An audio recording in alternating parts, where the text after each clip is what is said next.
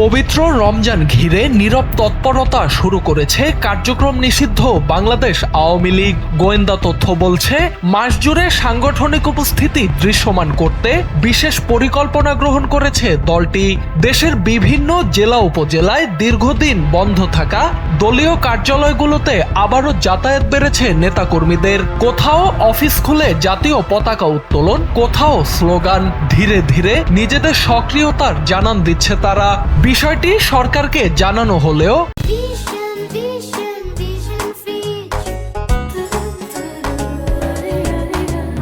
করণীয় নিয়ে এখনো কোনো স্পষ্ট নির্দেশনা নেই বলে এক প্রতিবেদনে জানিয়েছে দৈনিক যুগান্তর।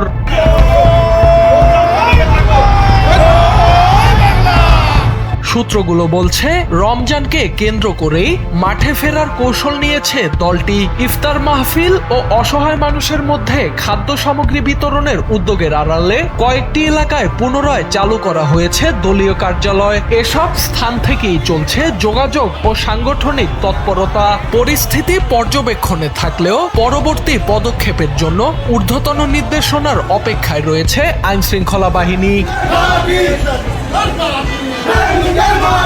ত্রয়োদশ সংসদ নির্বাচনকে কেন্দ্র করে স্থানীয় পর্যায়ে তৈরি হয় নতুন এক বাস্তবতা। বিভিন্ন জায়গায় আওয়ামী লীগের নেতাকর্মীরা প্রকাশ্যে সক্রিয় হওয়ার সুযোগ পান। কেউ কাজ করেছেন বিএনপি জোটের পক্ষে, আবার কেউ বাংলাদেশ জামায়াতে ইসলামী সমর্থিত প্রার্থীদের হয়ে। ফলে নির্বাচনে অংশ নেয়া রাজনৈতিক দলগুলোর পক্ষ থেকে তেমন কোনো বাধা দেখা যাচ্ছে না। দলীয় সূত্র দাবি করছে, শেখ হাসিনা বিভিন্ন অনলাইন অ্যাপের মাধ্যমে তৃণমূল নেতাদের সঙ্গে যোগাযোগ রেখে কার্যালয়ে উপস্থিতি বাড়ানোর পরামর্শ দিয়েছেন। কিছু এলাকায় স্থানীয় বিএনপি নেতাদের নীরব সহায়তারও অভিযোগ রয়েছে।